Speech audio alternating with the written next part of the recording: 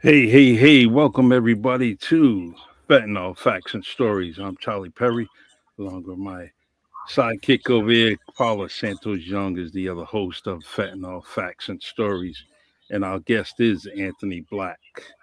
He's the program director of Star 107 FM. And he's a great radio host. I definitely love how him and I had met. We met through another podcast, Yep. another Well, Mark, friend. right?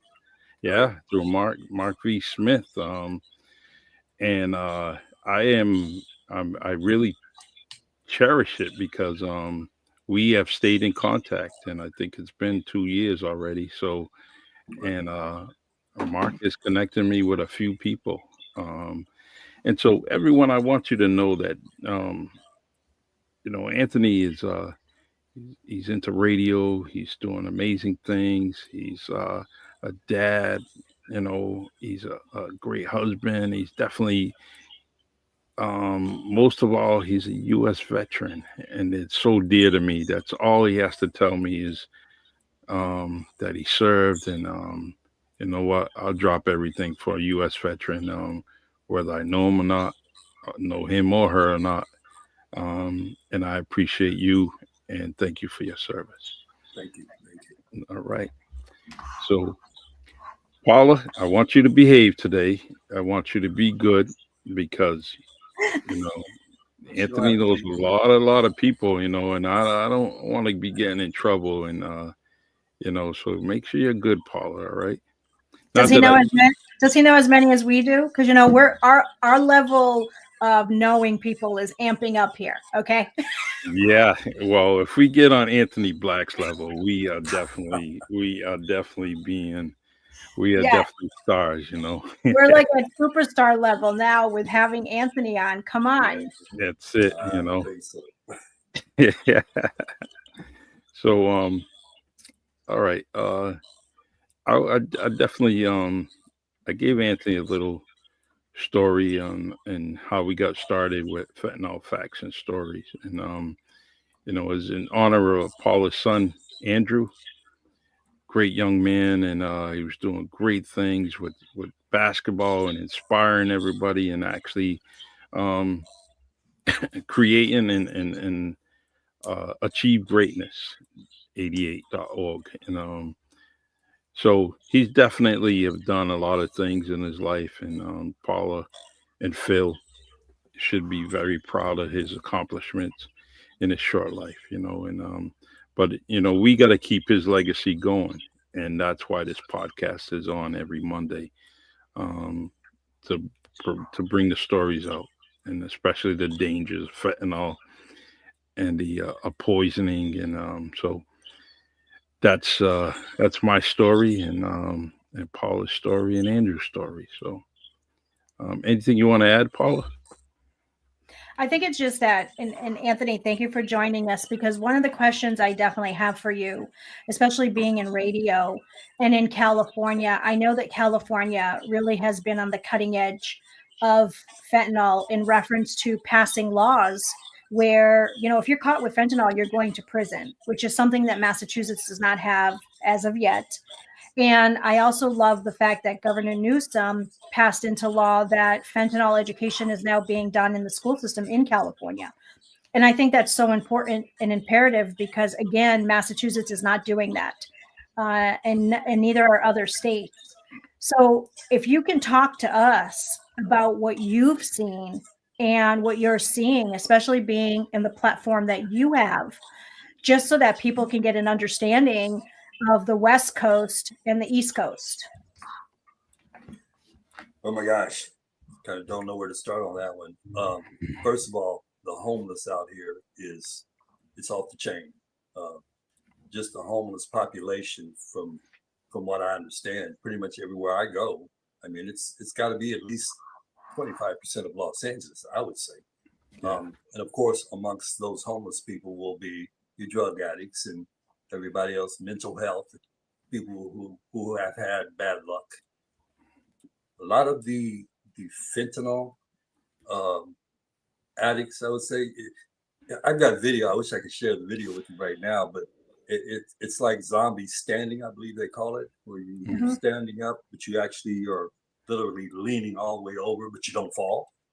Yeah. So I don't know how the hell they do it, but it's actually it's been filmed. I actually have it on film.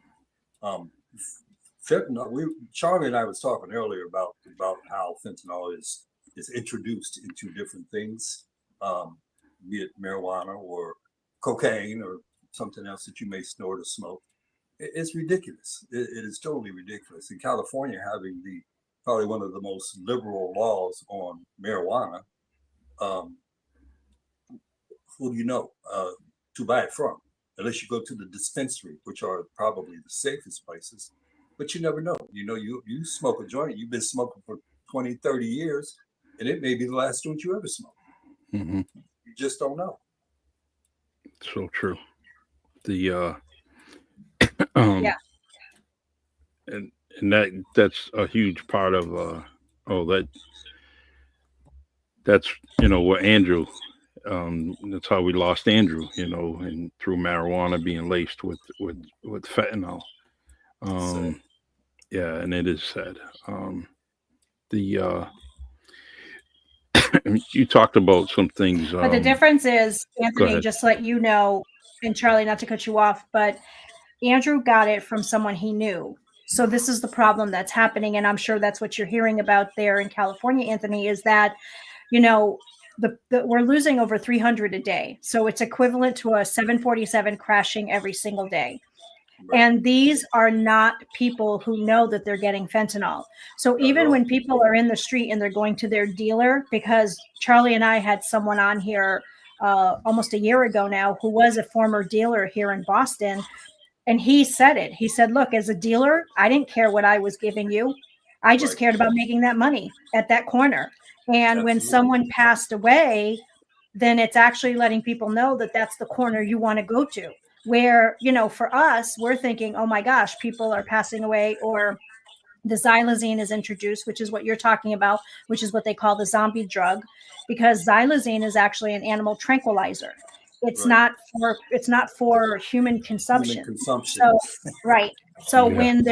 when the dealers are putting this in, because fentanyl is so easy to make, it's kind of disgusting because they're putting in different precursors. And we had a deputy fire chief on here who talked about that, that there's over, Charlie, what did he say? He said it was like 150 or 200 precursors, and the cartel has only 2 or 3. So now you're thinking 2 or 3 mechanisms that they're using to not just create the fentanyl, but mix it in with other things like xylazine and meditone and carfentanil now. And now you have 130 other things that you can use. That's a crisis of a magnitude that we have never seen in this country. And I think one of the biggest things, and I don't know if you see that in California, but I'm sure you do. Charlie and I talk about this every time that we're on here. And when we bring our guests on, is the stigma that's attached to this. Because the stigma continues to be that people think this is an addict problem. And this is not an addict problem. Because if I give you a gummy bear and it has fentanyl, but you didn't know, and now you're dead, I killed you. And you didn't overdose from that gummy bear. I poisoned you. That's called a drug-induced homicide.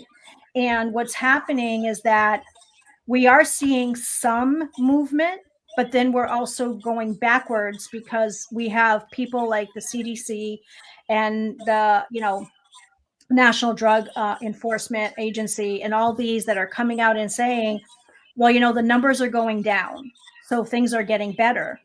Well, no, they're not, because you're not counting the fatal overdoses that are happening. Is the numbers going down in a little aspect because of Narcan? Yeah, Narcan has helped, absolutely. But it's not to the point of where everyone should be celebrating, because we're not even there yet. And now with the introduction of carfentanil that everyone has started to see, and then you're hearing, there was an op-ed that was put out by the AP News just the other day. So this is not coming from me, but they're saying that there's other countries who are now involved with fentanyl. It's not just Mexico. We're talking about Syria. We're talking about Africa. We're talking about India. All these other countries are now involved.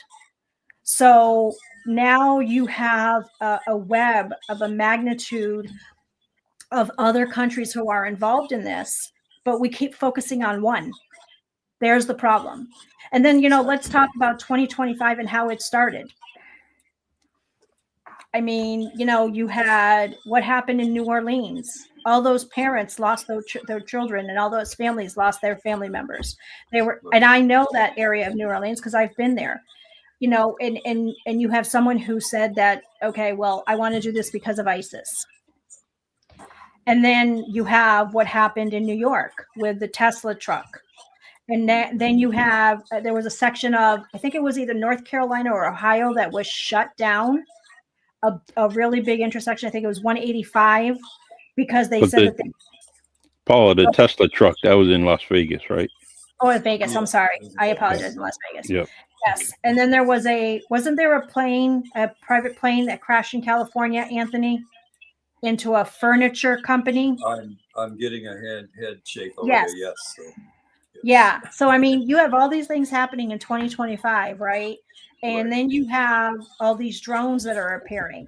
And now they're coming out and saying, or they're not saying where they're coming from. So at the end of the whole thing over the New Jersey, they were supposed to be investigating it, and they came back with the answer that none of them were threats. But like you said, they still never told us where they came from, though. Yeah, exactly. And then that's a lot of what this country does. Just knowing. I think that society wants to know what's going on, and they keep so much from us. And the first thing they said, oh, we don't want to put the fear out there. But when you don't tell us, sure, exactly. That becomes even just as fearful. I mean, it makes you wonder, Absolutely. Like Paul said, you just never know. You never know. Food you eat, the things you drink, the you smoke, or you just never know.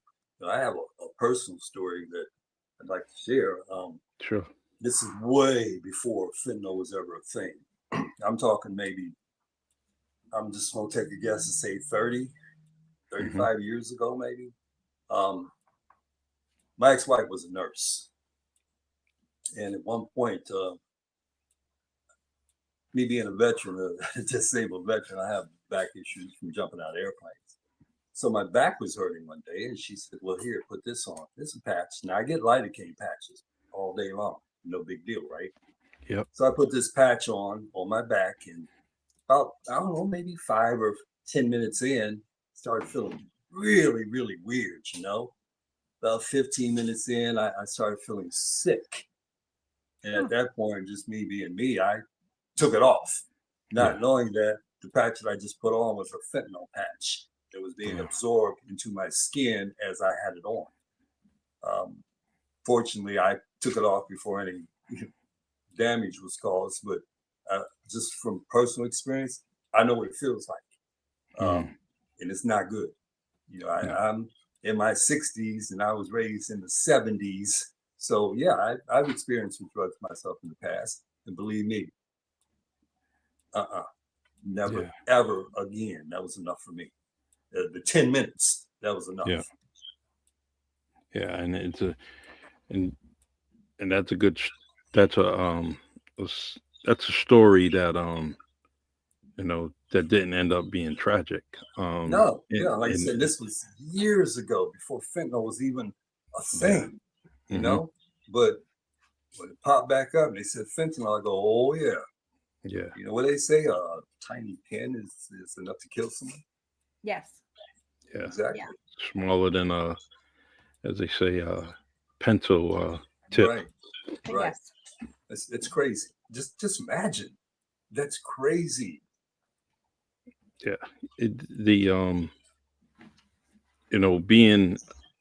Being around the radio and media and everything, Anthony, you hear some stories, and I'm pretty sure that some of the interviews you probably done, there was stories that came out.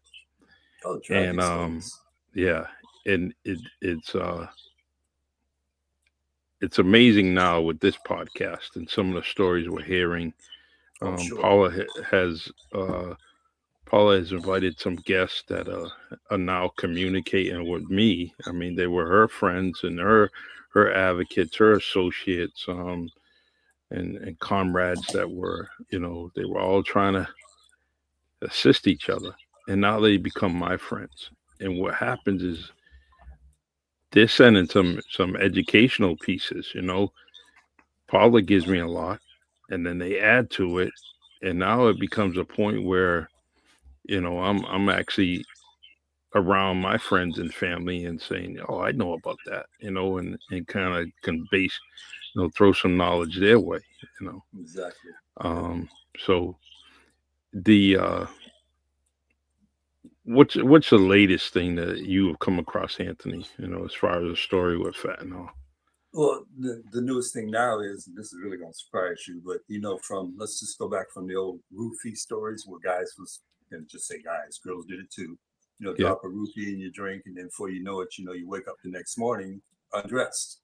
So now it's more or less like now they're rubbing it on stuff. So when you touch it, it's going to get absorbed into your skin, and Mm. then there you go, you're out once again. So they're finding different ways to introduce it into the body now. Whether you Yeah. touch it, smoke it, drink it, or whatever. I mean, you almost want to wear rubber gloves and a mask all the time. Exactly. And I do have family and friends that are actually doing that. It's people coming to work the same way. Right. Yeah. They're kind of spending 30 minutes just kind of wiping down everything. Exactly. In our cases, their work area, ours is a vehicle. And they're wiping down Right. everything. Right. And Look, they don't have to worry about anthrax anymore. Now we got to worry about fentanyl. yeah, yeah, it's I haven't heard anything locally, Paula. Have you? Locally, I'm waiting on information to come to me from our local law enforcement. But I can tell you that statistically in Massachusetts, the number one killer of, unfortunately, our Black and Brown community and Indigenous folks continues to be fentanyl. Mm. And right now Boston and Springfield are kind of tied with who's number one. It's almost like they're competing against each other of which city it has the most deaths due to fentanyl poisoning. It's kind of sad when that's what you hear, opposed to when you're hearing people say, oh, well, the numbers are going down, but they're not. And you're still having these deaths occurring. So I think it's one of the biggest things that we always do, Anthony, and I don't know about you and your radio station, but Charlie and I, every week, we make sure that we try to not just advocate, but it's about education, awareness, prevention, really getting the message out and having the guests that we have and now having you on, because, you're bringing a different platform to it. You're bringing Sure. a platform to it from, again, being in California and what you're seeing, because obviously what you're seeing there is probably not what we're seeing here, because we're three, but thousands of miles away from each other. But what are you, or what can you tell us that you're seeing in reference to the prevention side? I mean, because I know that, again, I spoke about some of the laws that Governor Newsom put into place, but is that actually happening? Honestly, I'm not seeing anything. I see what I see every day. You go down. I live probably 3 miles from Beverly Hills. If you go into Beverly Hills, you won't see no homeless people, no tents, no trash on the street or nothing like that. The different parts of LA is totally different. You can go from one block to the next, and it changes drastically. I mean, you just wouldn't even believe it. I don't think anything's being done. They need to address, first of all, they need to address the homelessness here in California, in Los Angeles especially. Then they deal with the drugs. But it's like a double-edged sword. What do? So you get the homeless people into a program for drugs, but they still want to get high. Or if you get them in a program for drugs or get them a house, the house goes to squat because they still want to get high. So, it's a double-edged sword. What exactly can they do about the overcrowdedness of homelessness and drug use here in Los Angeles? It's crazy. Like I said, I'm an East Coast Southern person myself. I came out to California. I was shocked. I was shocked. It was like a third world country at first when I first got here. I couldn't believe it. I used to take pictures going down the street of all the tents along the street. And I'm thinking to myself, well, these homeless people are very close to the street. It would take nothing for a car to jump the curb and kill them. Right. They don't care. Exactly. You know, as long as they get the drugs and the liquor or whatever else they need, look, they'll camp out right in the middle of the freeway. Yeah. Do you think that maybe, and I know that Charlie, we talked about this with Michael. Do you think that maybe the problem is that they're not approaching it the way that they should? Because it's kind of like Absolutely. you said, right? You have the homelessness, you have the fentanyl crisis, you have mental health, you have, you know, the Black and brown community and the indigenous community continue to be number one in fentanyl poisonings that are occurring. But yet you have this whole gambit. It's more than a three-pronged approach, but they don't seem like they're approaching it. And yet we've had people on here or questions from audience that watch us that have said, well, there is things being done. Well, you know what? I mean, again, and I'm not saying that there isn't programs out there that are working. I'm not saying that. But the problem is that, and Michael said it himself when he was on here, when you have someone in a program, you kick them out after 3 months, then what? They go right Then back what happens to that person? They're not getting help and they're not getting the continuation of help. So how can you sit here and say that your program is working? Yeah, it's a double-edged sword. You know, like I said, you don't know which to address first. Oh, you get help for the drug addicts, and then they go right back to being homeless. Get help for the homeless and the drug addicts. So, honestly, I don't think I have visibly seen anything to help the drug addicts or the fentanyl crisis in Los Angeles. And I'm sure it's bigger than from what I see. This is a big place here. Yeah, it's interesting that, you know, we've talked to Marvin over the, you know, past few months. Marvin Speller, that's Coach M100, and the thing in the common denominator, which you speak and he speaks, and even Michael Fiore that was here, is the homeless. You know, and it always kind of leads to that, or that's the common denominator. Right. And to me personally, as a civil servant, you know, over the years, if someone's telling me that the problem is in the homeless community, well, that's not hard to find. So why isn't there some kind of outreach, Right. you know, on a nightly, you know, daily and nightly basis, you know? Right. And so that's amazing that it's not happening. You know, give them an incentive. Give them something to work forward to. You know, drug programs can work if you give them something to work forward to. Yeah. You know, not just like she said, you know, you do 3 months and then they release you. The first thing you want to do is get high. So you're gonna go right back to it again. Yeah. And even if you don't want to get high, what happens, and I've seen it, you go to people and situations that you're comfortable with, right? Right.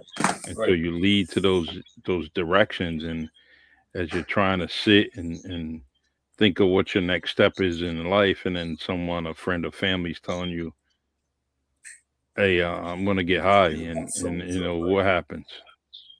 But we see it though, Charlie, because and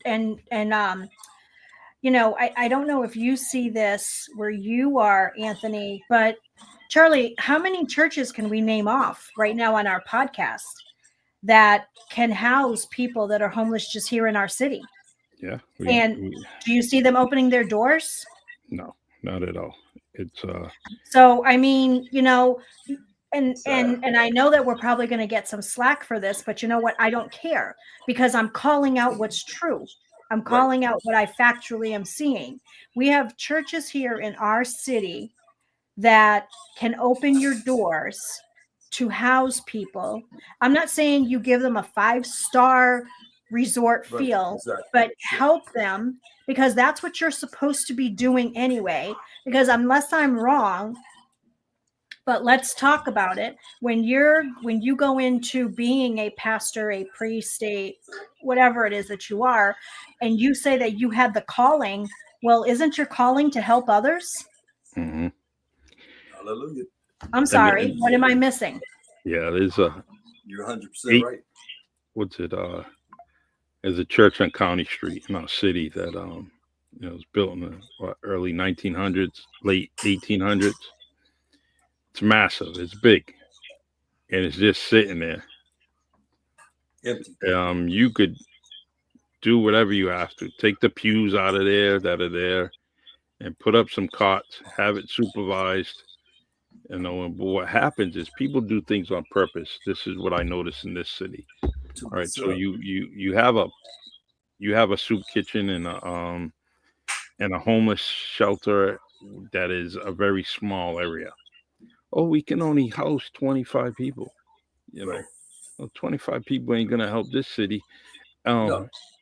And so you put it, you use it to that small population because that's all you want to take care of. Now, if you wanted to do something massively, then you go to the building that's on County Street that's just sitting there and ask the diocese, or the church council, whatever it may be. All of you get together and just say, let's come together. Let's do some kind of collaboration and take over this church, and we'll put 100 to 200 cots in there, and Right. maybe that can help it out. And they don't do it. So, and that's one. If I was asked, well, what's your solution to this, Charlie? And that's one of the things I would do.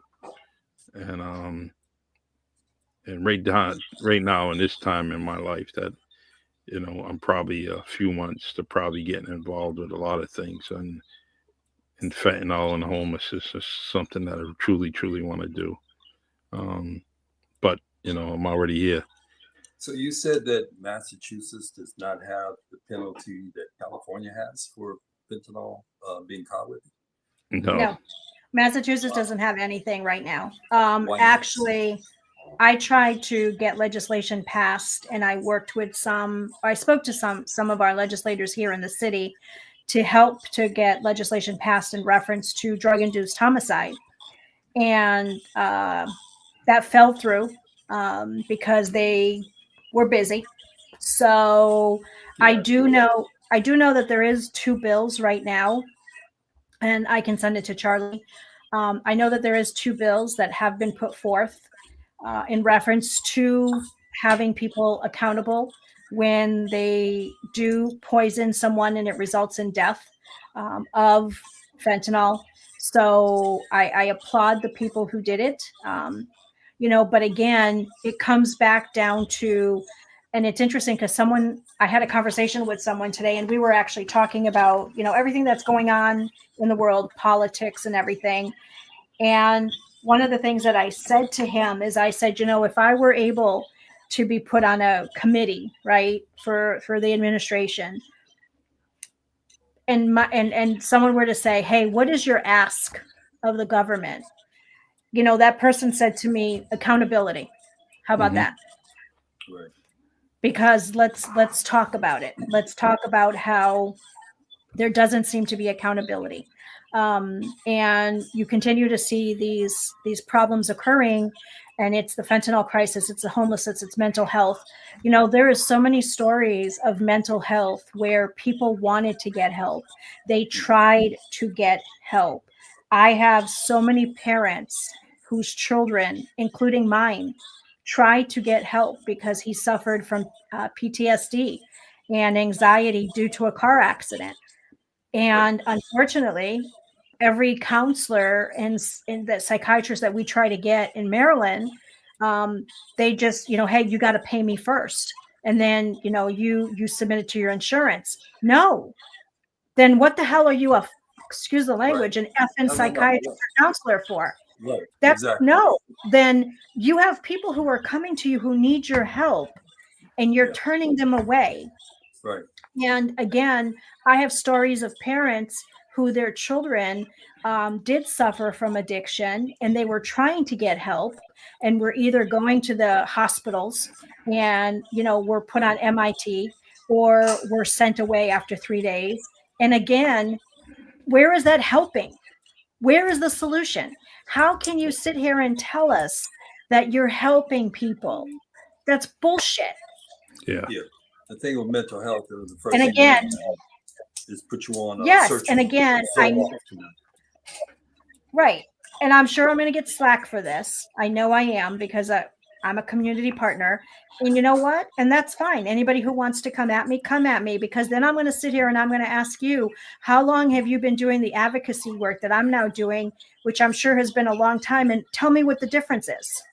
Yeah. Right, exactly. And I'm sure the answer is going to be the snail's pace, as they call it, because it's government, as they like to say. Well, again, that's BS. It's time to start holding people accountable. When you're put into a position of politics and you're out there and you want our vote, you swear under oath and your hand on a Bible that you are going to work for the common good of your constituents.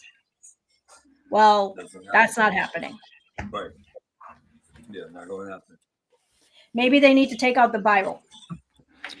Yeah, it's and Just don't that's hold a it problem. upside down. Yeah, definitely.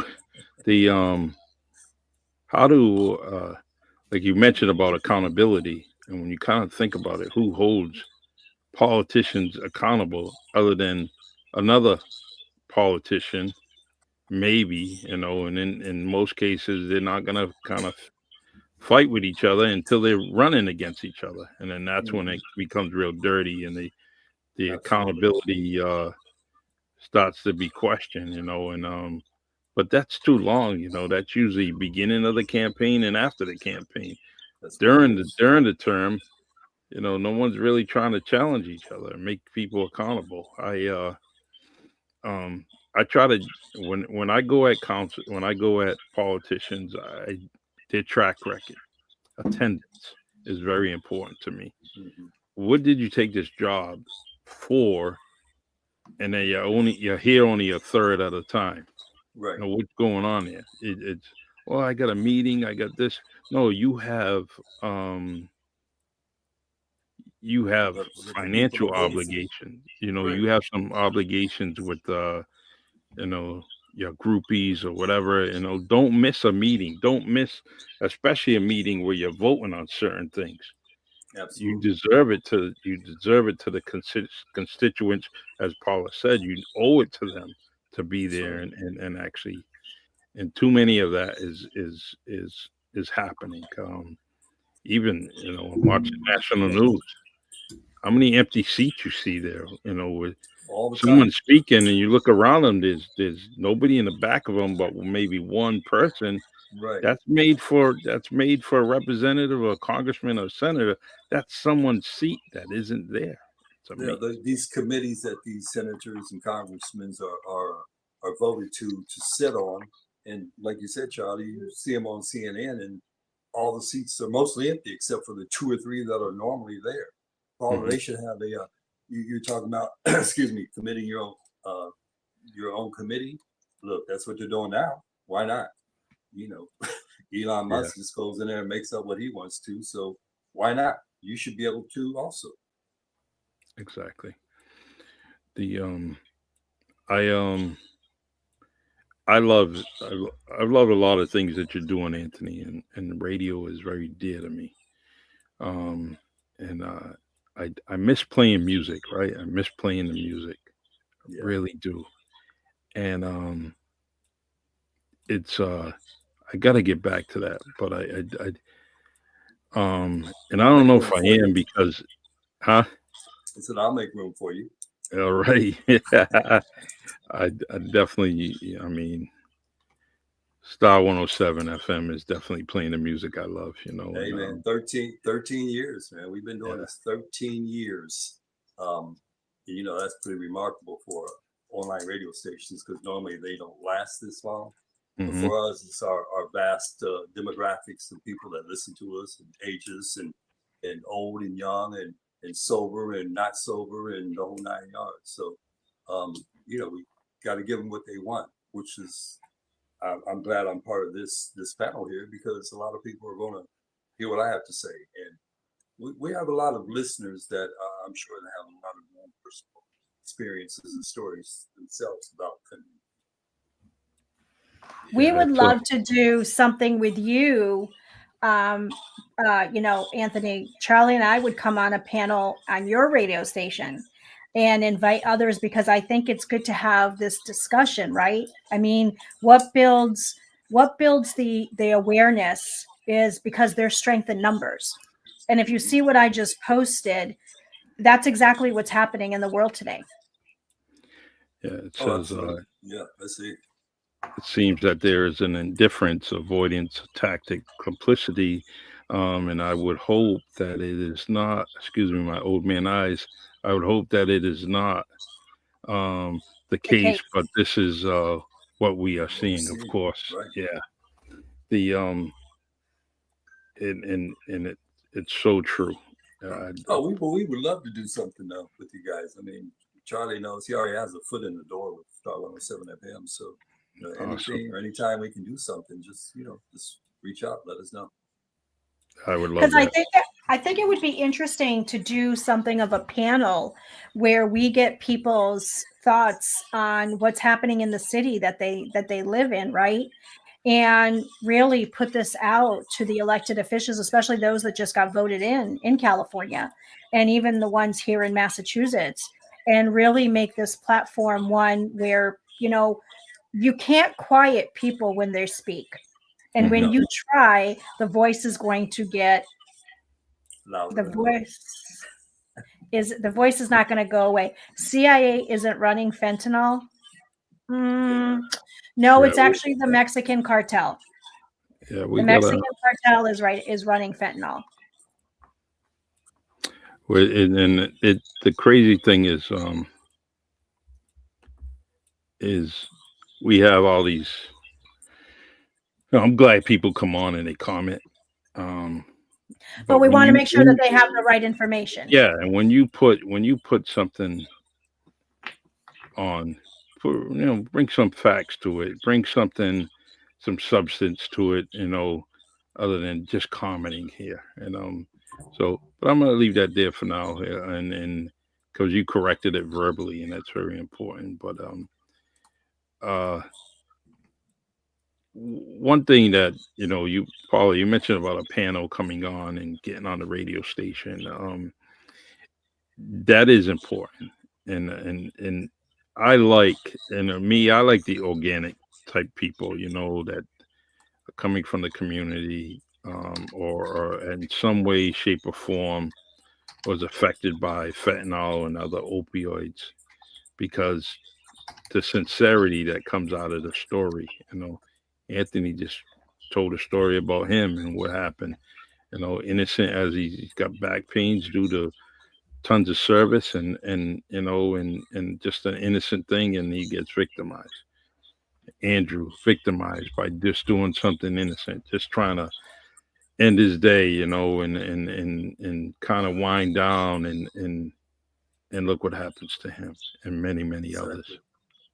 So I like organic people coming to the panel. I don't want somebody kind of doing something through a script, as Paul and I have listened to. Anthony, I'm sure you have.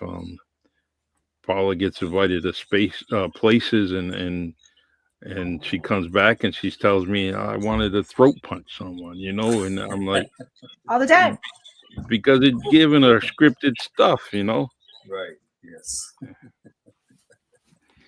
Yes. Yes, I am sure. Yes. If you go on into Google, you will see that everything that is coming from Mexico, and of course it's coming from China through Mexico, it is the Sinaloa cartel and the CGNG cartel. That is who the DEA, FBI, Homeland Security, Border Patrol, U.S. Marshals, all of them know about. So yeah, we do want to make sure that they have that information. And actually, Well, bless you. Bless Even you. even people This is my producer back she's sick is sick of us already. the the it's even people that are getting caught up and getting facing some time, they're facing a lot of time and they end up coming up and they actually explain where all this is coming from, the fentanyl. So, right. I appreciate your comments down there. It's got more letters in his name than the alphabet, and I appreciate it. So, but yeah, I have to talk Yeah, about. where the ISIS was not installed by the CIA. The CIA. Yeah, No. I got it. We, Paula, there's things we do here, right? You and I communicate, and we do All the some time. things, and we know how to do this. All right, perfect. All set. The So we get rid of our problems when they're not factual. Let me chime in on something. I was just reading that last one there. Please. Yeah. You can see from my profile, I was a K9 handler for SAI, which we did Hmm. contraband detections. I did drug searches, and the whole time that I did those drug searches, not once did I ever find fentanyl. Mm. And I'm thinking, this is just my own opinion. Of course, this is years ago now, but I don't think that the dogs were being trained for sniffing out fentanyl at that time. And I could be wrong. Right. I could be Yeah. wrong Right. because I know how they train the dogs because I worked with them. But I don't ever remember putting down fentanyl hides for the dog to find. Right. So now that's another problem. Is there something else we have to address with training dogs and even people to recognize and find out where it is? So We actually had someone on, Charlie and I, who was a former director of Border Patrol. And one of the things that she said when she was boots on the ground is that, a lot of this is not coming through the immigrants as people think. It's the cargo containers. Hmm. It's not just the people in the trucks. And then of course you have 7 points of entry, and unfortunately you only have 3 of them who are manned. So now you have all these others where things are getting through, from the cargo containers to the vans that are coming through. And it's not just fentanyl, they're bringing people over, human trafficking. Charlie and I had an ex-agent on from Homeland Security, and he talked about it. And child trafficking, organ right. trafficking. I mean, if people think that this world is one where it's just one simple thing that's occurring, Oh no, it's not. Yeah. it's almost everything. Let me interrupt you guys. I just want to give a thanks to everyone that's here on through Facebook Live, LinkedIn, and YouTube. Thank you for joining us. I really appreciate the support, and feel free to keep in touch with us every Monday, 7:30 p.m. Eastern time, and join us. You may have your own story, when it comes to fentanyl. Please send me. You can actually, my email is the really Charlie podcast at gmail.com. You can send me an email or get in touch with me through Facebook and also on YouTube. Leave a little comment and I'll get in touch with you. But I just wanted to thank everybody that's watching us. So Absolutely. So Anthony, so why don't you tell us a little bit about yourself? I mean, we should have started with that. I'm a very non-interesting person, actually. yeah, right. You know, I just got a look that says that's not true. Well, you're talking about New Orleans. Actually, I have New Orleans roots, as you can probably look at me and tell, which is funny. Nice. I went to high school in Ohio. I left Ohio, went to the military, and I ended up serving a while there. Once I got out of the military, my background was in communications and radio, media, and stuff like that. So I ended up working at different radio stations. So actually, before I went in the Army, I worked at the radio station. 16 years old, and I'm 67 now. So that's how long I've been doing this. You're a young 67, man. Yeah, I'm a young 67. But anyway, I went from there to a friend of mine opening Star 107 March of 2013. Started off as a show host. Went from that to program director, from program director, operations manager, and now I kind of run the whole station deal. But I do voiceovers. I'm out in California. I've done Sony, Paramount, CBS, stuff like that. So been lucky. Been in the right place at the right time, shall I say. All right. So now let me ask you a question, because obviously you're in media, and thank you for your service. How many years did you do, and what branch? 22, Army, Special Forces. Oh, see, now we have someone who's coming on who you might enjoy, because he's actually a former Ranger. Oh, yeah? Uh-huh. Oh, see, we got to have Anthony back on when we have Michael Brown on. Yeah. All right. Yeah. I was 7th Group Special Forces at Fort Bragg. Very nice. Oh, okay. Very nice. I know a lot of folks who, because of what I do, I have so many connections now, as Charlie knows, with many of the agencies I've mentioned. Of course, I've been vetted. But I can let me ask you a question, because I think we're starting to see this, and I'm sure that maybe some folks in the audience are kind of thinking the same thing. Do you feel that the media is being told what to say or not to say? And the reason I say this is because, again, you said it yourself. Hey, here in California, I don't understand what they're doing or what they're not doing. Do you feel that you all are being quieted by the owners or shareholders, and the crisis that's really occurring is not being put out? Absolutely. All your network media stations are absolutely being told what to say and what not to say. The few that are allowed to say something, then they normally don't last. A friend of mine, Chris Carl, he was fired for doing something that was family related. I have another friend named Don Lemon. He was fired for pretty much almost the same thing, but there's different stories, of course, in the background. Yeah. Fortunately for my station, we're independently owned, Black owned, Black operated, and I can say whatever I want to, and have never been challenged on anything that I have broadcast to this day. No, I apologize. I take that back. I had a listener like 10 years ago tell me that she wasn't listening because she didn't like the way I talked, and I might cuss every once in a while. Yeah. I said it's just as easy to turn it off as you turn it on. So you don't have to listen to me. Evidently, she did, because she heard me talk. Yeah. But yeah, we can say pretty much what we want to say and when we want to say it. I don't have any guidelines on that, and I pretty much don't try to hold anybody that's affiliated with the station at any guidelines either. Charlie knows Mark.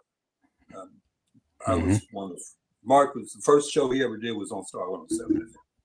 So let's say that he's a great guy. Love Mark. Yeah. He started on Star 107FM. His message was so powerful that he went to 2 or 3 other stations and broadcast his message. So answering your question, they can stifle network stations, but they can't stifle us. Yeah. And the thing is the names you mentioned, they become bigger and better. Absolutely. Absolutely. And that's a sign of speaking the truth, speaking, or at least putting stuff out there that people want to hear. And so that's what I like about it. And both those people I was listening to on a daily basis. Nice. It's internet radio and especially when you have it's just amazing. I like what we're doing here on Fentanyl Facts and Stories. And one thing that Paul is always, saying and expressing is factual information, and we do that. Even on the Really Charlie podcast, I like putting people on there just to be them, and say what they have to. because as you just spoke of, people are getting fired and let go. And when you kind of look at it, and when they kind of shuffle everything out and say, what did Mr. Lemon say that was wrong? Or you talk about different things that are going on, and then we have some other turkeys that on a daily basis that I listen to that are just saying a bunch of Right, falsehoods, and I'm like, right. Because they so they let can them, stay. they allow them Yeah, to. Yeah. yeah, exactly. So Well, I our think friend, it's important. Yeah, our friend Christy. Hi, Christy. I I, think it's important that people understand that especially when you're on a platform like this, because we've had up to 1,000 people, as Charlie knows, that have viewed us. So you want to make sure that you always have the correct information because there is a lot going on, and it's very fluid. The moving parts are many, as you know, Anthony. Not just this crisis, but homelessness and mental health. So I think it's really coming together and saying, how can we help? And what can we do together? Because it's one thing about talking about it, but 2025 is about action. mhm, And if you don't put action behind what you're saying, then this is all you're doing. yeah, so true. And it's Well, let me know because 2025. I'll tell them. Yeah, definitely. Yeah, it's definitely gotta this year we have to be on our toes. Because kind of 2024 was kind of like a glider, throughout the year. You know, we're just catching things as we're flying around. But 2025 definitely has to be something that's we got to stay on our p's and q's and do not miss anything. That's why I'm always listening to radio, to podcast, on a daily basis, hourly basis, really.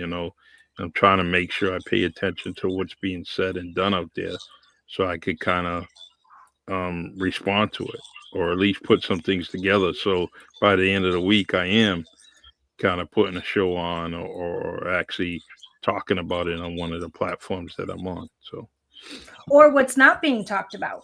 That's yeah. the other thing, Hmm. because how many times do we turn on the news and you can, be watching Fox News or MSNBC or ABC or whatever your preference is, and each one of those outlets is saying something different, but have the same subject. Yeah, the same exact thing over. And then I tell Michelle all the time. I says, you just you listen to that news. They're repeating the same stuff. You just listened to it 20 minutes ago, Yeah, and they so all you get the change. same. They all get the same wire. They all the same AP wire. The same Yeah, news comes through. exactly, They just tell it exactly. different ways or Yeah, and have their own spin on it. that's what Russell used to tell me. Russell Ramus Hmm.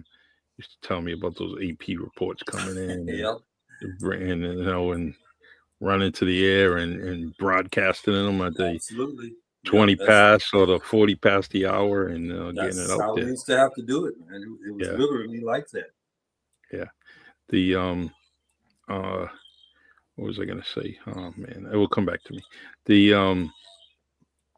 I I really like this podcast for a lot of reasons, as far as the education.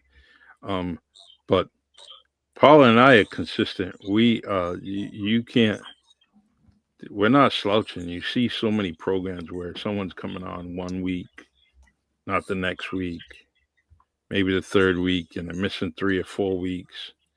And there's one thing I like about this is that her and I have become, steady and constant when it comes to fentanyl facts and stories. Absolutely, Um, and Anthony, I mean, you can't come on every now and then. You got to change it up, but you got to be consistent. You know, if, consistency. and too many people are not doing it. And how many times people have come to me and say, "Hey, I want to do a podcast. Hmm. I want to do this." Well, guess what? All right, you got to be consistent. You got to. We're gonna pick a day. We're gonna do it. And I need you to be there. I'm gonna Yeah, be there. And I that's just crazy. wanna make sure that you're there. And Right, right. Yeah, I've actually interviewed people for on air radio hosts, and unfortunately, the one thing that I stress is you have to be here. This is a consistent, everyday, 24/7, 365 days a year operation. And you can't really call in sick unless you're dying, the way I see. Yeah. But I mean, it is the business that you have to be consistent in your message, and your message will be heard. And then Right. people are going to tell other people, and someone's going to tell someone else, and someone's going to tell someone else, and that's the way it is. Yeah. Right. And I forget some of the things that I was taught over the years, and we missed last week, but you know what? Stupid me. Paul and I keep in contact all the time.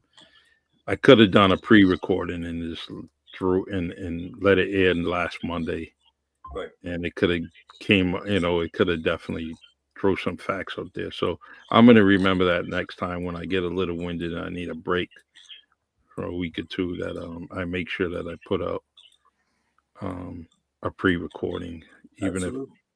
even if Paul and I are talking over coffee somewhere, You and got to be glad I'm not your program director. yeah.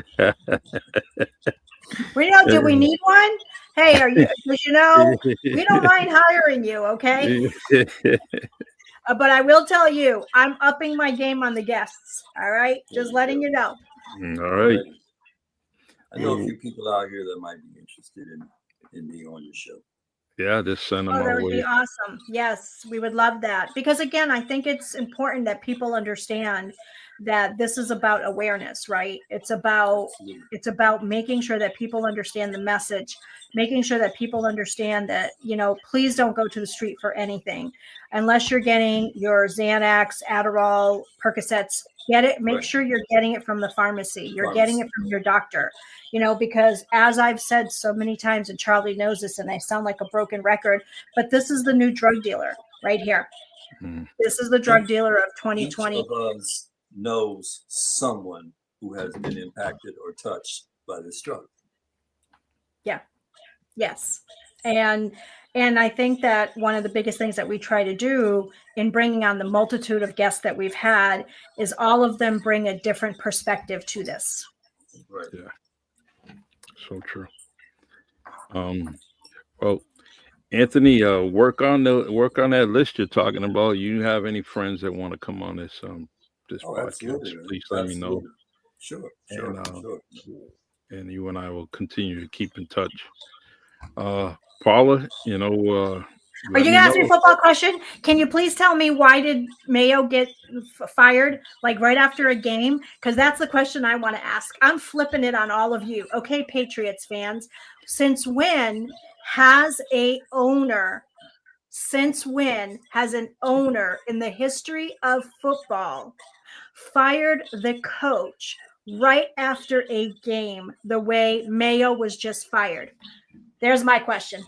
Took an hour and less than an hour probably, but I think he might have known or had some hints.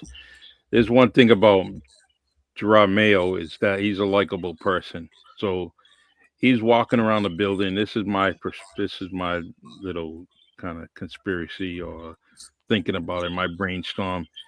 Mayo had probably everybody's ear in there, including the clerk that was working in Mr. Kraft's office, and that letter was typed up at some point way before the game, and she probably gave him a hint. He said, "Hey, they're gonna let you go, man," and he said, "All right, thanks for the heads up. I appreciate it." And he had no problem with them winning this game because he knew he was on his way out. And but the thing is I don't truly care for Robert Kraft, and because I don't. I'm putting my heart out. I have a dear passion for the Patriots, right? And when I do go to the games, I spend some money there. And most of the time, it's bless you, it's me and my wife, And so I'm playing double the fare to go there. And you know what? It's his billions of dollars he owns. It's his. But I don't want a drunk, excuse my French. I don't want a drunk guiding the team that I love. And he's got an alcohol problem. I come from a family. Where was French at, Charlie? Huh? Where was the French? The French. He You said, "Excuse my French." Yeah, Right. I was gonna. waiting for something. I stopped myself. You know, I just I don't want to be on one of those short videos on YouTube. You know, but the But wait a minute, but you didn't answer my question, Charlie. yeah. Who in history, or Anthony, the question's to you also, or anybody listening, who in history of the NFL has any owner ever fired their coach the way Kraft just fired Mayo? Has there ever been anyone?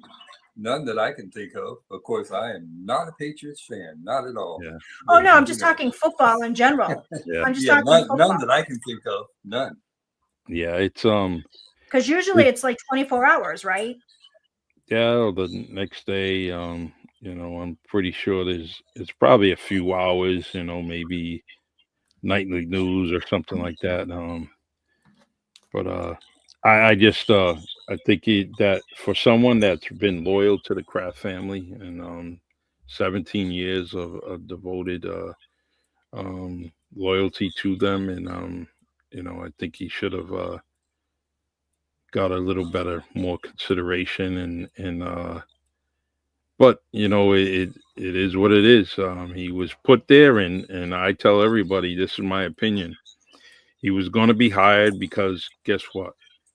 The Robert Kraft always wants to be that person, that humanitarian person, and he was like, "Well, I'm going to hire a black coach, and Gerard Mayo is here, and let me put him in place."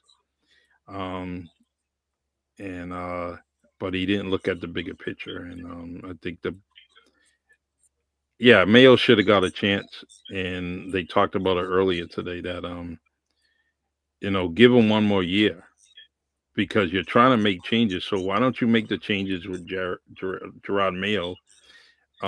Because now you have more cap money that's going to be probably coming your way, and you have some free agents that you can go and get.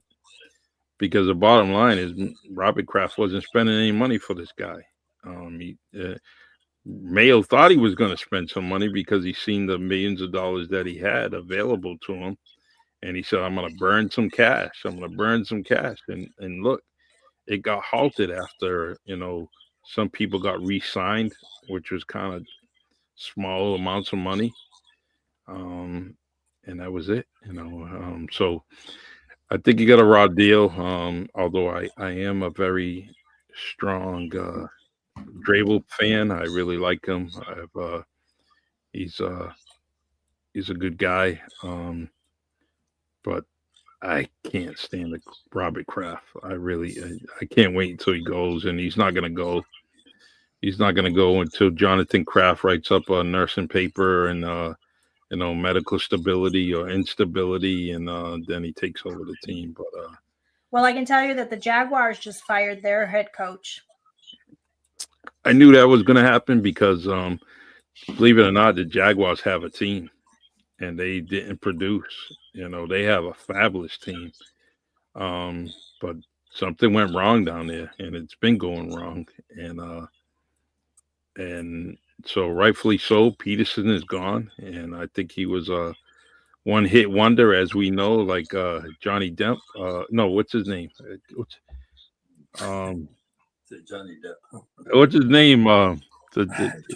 He died. Oh my God, I had the song right in my head. But anyways, he was a one hit wonder. He won some games in Philadelphia. He went down to Jacksonville and couldn't produce a team that he thought he was going to. And there's no reason for it. You got Trevor Lawrence. You got Brian Thomas. He's got good, decent running backs down there. Defense kind of didn't have the stamina, but they were going to be all right. So what do you think about Rex Ryan interviewing tomorrow? For the Jets, I think that's a good move because he was a good coach for them. I personally think that's a good move, but then again, what the hell do I know? Yeah, he's gonna. Let's just say the Jets need somebody that has a heavy hit, a heavy hand and a strong voice. And with Ryan going there, he's familiar with the territory, familiar with the owner. And he's probably going to be a little bit smarter because he got let go before. So he'd probably be, a little bit smarter and pay attention to what's going on. And, but I don't know. I don't. Salah should have never left. He shouldn't have been gone. Something happened there. And I think it was the guy. It was Aaron Rodgers. That's what happened. Yeah. Aaron Rodgers. Everybody knows that. But I want Aaron Rodgers to go. So if the owner of the Jets is listening, because that was my son's team, Charlie, as you know, you need to let go of Aaron Rodgers because he's arrogant. He's not doing anything. How about we bring Flacco back? Bring Rex Ryan in because he's good. Flacco was good. And I know he's old, but he's still a good quarterback because we know Brady's not going to come and play for us in the Jets, no matter how much you give that man. Although I would like to have him for 1 year just to win a freaking championship. Yeah, it's I think that he's in Raider Nation and I'm happy for that because I think he's in a place where he belongs. See, Michael agrees with me. He says Rex Ryan has a good footing with the Jets. Yes, thank you, Michael. Yeah, yes, absolutely. He's gonna. So, all right. No football question. No, I asked you the question. You couldn't answer it. Well, he got a raw deal, and it's Buddy gave him, Robert Kraft gave him an opportunity, and I'm pretty sure his bank account is a whole lot larger than what it was, than last year, and he'll find some other place. He'll definitely be a defensive coordinator somewhere, but I don't think he's ready to leave this area, so he may just stay put for a little while and work on media because he's already been here 18 years. So I think he's not ready to uproot his family right now, and I think he's going to stay down here and probably do what he was doing before, and that's being a news media for a little while. Anthony, thank you very much, and thank you, Anthony. I will continue to listen to your station. Well, enjoy your fabulous music. I appreciate it, Charlie. Thank you so much.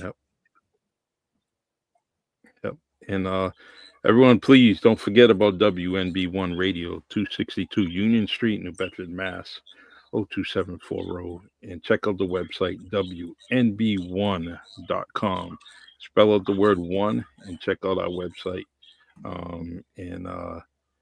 That is it. And always, Paula and I on Monday, 7:30 p.m. Eastern Time on Facebook Live, YouTube, and LinkedIn, and occasionally on Spotify. All right, Anthony, we'll be waiting for you to send us that invitation. I'll make sure Paula does her hair, and yes, absolutely. Okay, you got it, man. All right, you got my number. Call me, text me anytime, and I appreciate you. Thank you, man. All right. Thank you, everyone. Have a good night. Stay safe out there. All right. Good job, Paula. Thank you. Thank you, Charlie. All right. All right. Fentanyl, facts and stories. Hey, Michael Samayo. How you doing, man? Thanks for joining us on YouTube. Anthony is a great guest. I'm so glad I finally got him on here, and I'd like to get him on a few other podcasts because he is a good radio man, definitely. All right, thank you. I will see you next week. Paula's got a guest coming up. He lined up, and join us every Monday. Feel free. Take care. God bless. See ya.